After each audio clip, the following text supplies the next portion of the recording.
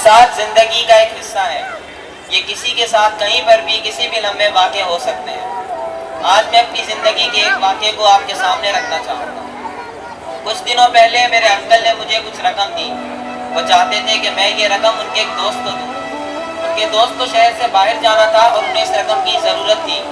میرے انکل نے مجھے کہا کہ میں عصر کی نماز کے وقت انہیں یہ رقم دے دوں. عصر کی نماز سے کچھ وقت قبل میں نے وہ رقم اپنی جیب میں رکھی، اپنا بستہ لیا اور مسجد کی طرف روانہ ہوا. سفر کے دوران میرے انکل نے مجھے کال کی اور کہا کہ ان کے دوست مسجد میں میرا انتظار کر رہے ہیں، تو مجھے جلد از جلد وہاں جا کر انہیں وہ رقم دے دینی چاہیے. اس کے بعد میں نے اپنا موبائل جیب میں رکھا اور مسجد کی طرف روانہ ہوا.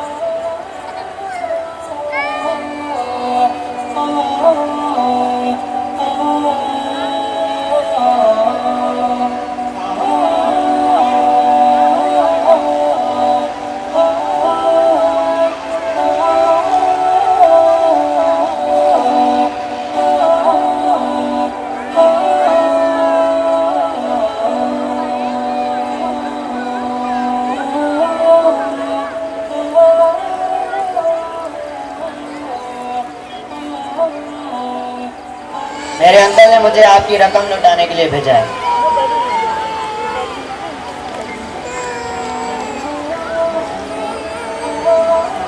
مجھے یاد ہے کہ رقم میں نے اپنی جیب میں رکھی تھی، پر اب پتہ نہیں کہاں سے ہوئی. یہ تو بہت شرم کی بات ہے. مجھے آپ سے یہ امید نہیں تھی. آپ کسی کی دی ہوئی چیز کا سنبھال کے نہیں رکھ سکتے تو میں کیا کروں؟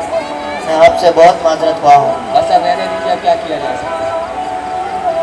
پہلے میں ڈرا، پھر گھبرایا اور پھر شرمندگی محسوس کرتے ہوئے خدا کے سامنے دعا گو ہوا کہ آخر وہ پیسے گئے کہاں. کہ مجھے آپ صلی اللہ علیہ وآلہ وسلم کا فرمان یاد آیا کہ اللہ جو چاہتا ہے وہی ہوتا ہے. میں یہ سوچ رہا تھا کہ اب مجھے کیا کرنا چاہیے. میں نے اللہ کے آگے اپنی دعا پیش کی. دعا کے بعد اپنا بستہ لیا اور مسجد سے باہر آیا. باہر آ کر میں نے اپنا بستہ زمین پر رکھا اور پیسوں کی تلاش شروع کر دی.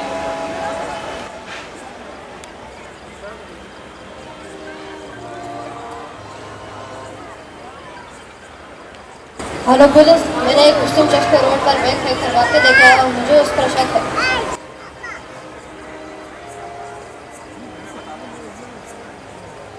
سوری مس انڈرسٹینڈنگ ہو رہی تھی. سوری. میں یہ سوچ رہا تھا کہ اب مجھے کیا کرنا چاہیے، تو میں نے فیصلہ کیا کہ مجھے پولیس اسٹیشن جا کر انہیں اس بات سے آگاہ کرنا چاہیے تاکہ وہ میری مدد کر سکیں. تو میں بس اسٹاپ پر جا کر بس کا انتظار کرنے لگا. جو شخص میرے برابر میں بیٹھا تھا وہ مجھ سے بہت ناگواری محسوس کرنے لگا. وہ مجھے ایسی نگاہوں سے دیکھنے لگا جیسے اسے میرا اس کے ساتھ بیٹھنا پسند نہیں آیا. مگر ایک مسلمان کی حیثیت سے میں اس کی طرف دیکھ کر مسکرایا، لیکن وہ مجھے اسی طرح گھورتا رہا. میں نے محسوس کیا کہ وہ میرے بستے کو اس قدر حیرانی سے دیکھ رہا تھا جیسے اس میں کوئی نقصان دہ چیز ہو. تو میں نے سوچا کہ میں اس کی اس غلط فہمی کو دور کر دوں. میں نے اپنے بستے سے کچھ کھجوریں نکالی اور بحیثیت مسلمان انہیں بھی کھجوریں پیش کی. تھینکس.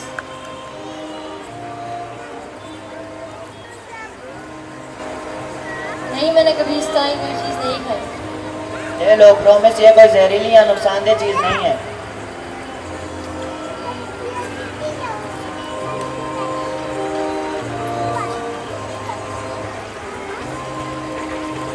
کیا تم مجھے جانتے ہو؟ اگر نہیں تو پھر یہ سب کیوں؟ میں آپ کو جانتا تو نہیں، پر بحیثیت مسلمان ہم سب کو ایسے ہی ملتے ہیں. اور یہ رنگ، یہ کیا کہتی ہے؟ یہ انگوٹھی تو میرے خدا اور اس کے رسول کے بارے میں بتاتی ہے. یہ تو میں نے ٹی وی میں ٹیررسٹ کو پہنے دیکھی ہے. نہیں، یہ سب تو میڈیا کا منفی کردار ہے جو مسلمانوں کو دنیا کے سامنے ٹیررسٹ یعنی دہشت گرد قرار دے رہی ہے. تمہیں لگتا ہے کہ میڈیا غلط ہے؟ تم لوگ کسی پر ظلم نہیں کرتے، تم کسی کو نہیں مارتے. ہم مارتے ہیں بھائی، تاریخ اٹھا کر دیکھ لو، ہم تو مارے جاتے ہیں. سیریا اور عراق میں عیسائی، کشمیر میں ہندو، میانمار میں بدو اور فلسطین میں یہودی مسلمانوں پر ظلم کرتے ہیں، دہشت گردی کرتے ہیں، اور آپ کہتے ہو کہ مسلمان دہشت گرد ہیں. مسلمان تو بس جائز طریقے اور ضرورت پر ہی جہاد کرتے ہیں اور آپ انہیں دہشت گرد سمجھتے ہیں. تو وہ لڑائی جنہیں تم جہاد کہہ رہے ہو، اس کا مسلم کا کنسیپٹ کیا ہے کہ بس لڑو؟ نہیں نہیں میرے بھائی بالکل نہیں. جہاد تو ایک عربی زبان سے نکلا لفظ ہے جس کا مطلب ہے کہ انسانیت کی بھلائی کے لیے لڑنا اور جد و جہد کرنا. جس کا مطلب ہے اپنی سرزمین کے دفاع کے لیے لڑنا اور جد و جہد کرنا. میدان جنگ میں اپنی حفاظت کے لیے لڑنا اور جد و جہد کرنا. اس کا مطلب کوئی دنیاوی مقصد کے لیے لڑنا یا بلا وجہ کی جنگ نہیں. تمہیں لگتا ہے کہ مسلم سنوسنٹ ہے وہ جو ہمارے پیرس میں سوسائڈ اٹیک کیا تھا اس کا کیا؟ اچھا تو وہ اٹیک مسلمانوں نے کیا تھا. اس کا ثبوت کیا ہے کہ ان کی داڑھی تھی, ان کے آئیڈینٹی کارڈ پر مسلمان لکھا تھا, یا ان کے ڈی این اے ٹیسٹ سے پتہ چلا؟ تو بھائی یہ فضول باتیں ہیں. پہلا یہ کہ داڑھی سے آپ کیسے پہچان سکتے ہیں جو مسلمان ہے؟ داڑھی تو یہودی اور سکھ بھی رکھتے ہیں. دوسرا آئیڈینٹی کارڈ, یہ تو آپ بھی جانتے ہیں کہ آئیڈینٹی کارڈ جعلی بنوانا کتنا آسان ہے. ہر ایجنسی کے بندے کے پاس کئی آئیڈینٹی کارڈ ہوتے ہیں, تو کیا ہم انہیں دہشت گرد سمجھیں؟ اور رہی بات ڈی این اے کی, تو اس سے کسی کے مذہب کا پتہ نہیں لگایا جا سکتا. یہ تو بس میڈیا باتیں پھیلاتی ہے اور آپ یقین کرتے ہیں. میڈیا؟ ویسے آپ کس مذہب سے تعلق رکھتے ہیں؟ میں ایک کرسچن ہوں. تو میرے خیال میں آپ نے ہٹلر کا نام تو سنا ہی ہوگا, جس نے اکیلے 6 ملین جوئس کو قتل کیا تھا. تو کیا ہم اس کی وجہ سے پورے عیسائی مذہب کو دہشت گرد سمجھیں؟ نہیں میرے بھائی, دہشت گردی کا کوئی مذہب نہیں ہوتا. اور یوں ہی ہماری گفتگو جاری رہی. گفتگو کے دوران اس نے مجھے بتایا کہ جب اس نے مجھے بیگ پھینک کر بھاگتے دیکھا تو وہ مجھے دہشت گرد سمجھا. میں اس کی اس بات پر مسکرایا اور اسے بتایا کہ میں اپنی گمشدہ رقم ڈھونڈ رہا تھا اور اس لیے پریشان تھا. اس بات پر میں گفتگو کا اختتام کرتے ہوئے اسے سلامتی کی دعا دے کر اپنی راہ کو روانہ ہوا.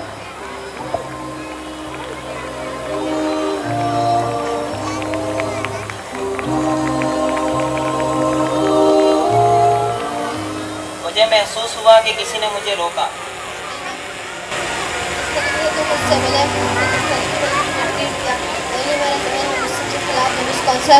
ختم ہو گئے. میں نے تمہیں سوچا تھا ویسا تو آپ بالکل نہیں. مجھے آپ کی باتوں سے اتنی ہوا کہ یہ موقع کافی ہے, تو میں اب اسے آپ کو بتانے آیا ہوں. شکریہ شکریہ, آپ کا بہت شکریہ. نہیں شکریہ تو مجھے آپ ادا کرنا چاہیے کہ آپ نے آج مجھے شکریہ دی.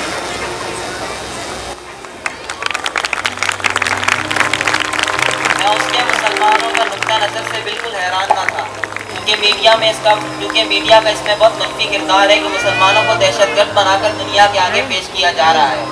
میں نے انہیں یہ بھی بتایا کہ اگر تم دہشت گردی کو جاننے میں دلچسپی رکھتے ہو تو تمہیں ایف بی آئی کی 2005 کی رپورٹ پڑھنی چاہیے, جس سے یہ بات واضح طور پر نظر آتی ہے کہ مسلمان صرف 6% حملوں میں ملوث ہیں جو آج تک انگریزوں کی سرزمین پر کیے گئے. میں نے اس بات پر بھی بہت زور دیا کہ دہشت گردی کسی مذہب کے نام سے نہیں پہچانی جاتی, اور ہمارا مذہب تو ویسے ہی امن کا مذہب ہے. یہاں تک کہ جب ہم لوگ ایک دوسرے سے ملتے ہیں تو ایک دوسرے کو سلامتی اور امن کی دعا بھی دیتے ہیں. ہمارے نبی صلی اللہ علیہ وسلم اور ان کے ساتھیوں کے بارے میں جو پڑھتا ہے وہ اس بات سے واقف ہے کہ کبھی بھی ہمارے نبی صلی اللہ علیہ وسلم اور ان کے ساتھیوں نے کسی کو نقصان پہنچانے کا نہیں کہا. ہمارے نبی صلی اللہ علیہ وسلم اور ان کے کئی ایسے ارشادات ہیں جو مسلمانوں کو آپس سے مل جل کر رہنے اور آپس میں امن کی تاکید کرتے ہیں. یہاں تک کہ اللہ کے ناموں میں سے ایک نام ہے السلام, جس کے معنی امن کے ہیں.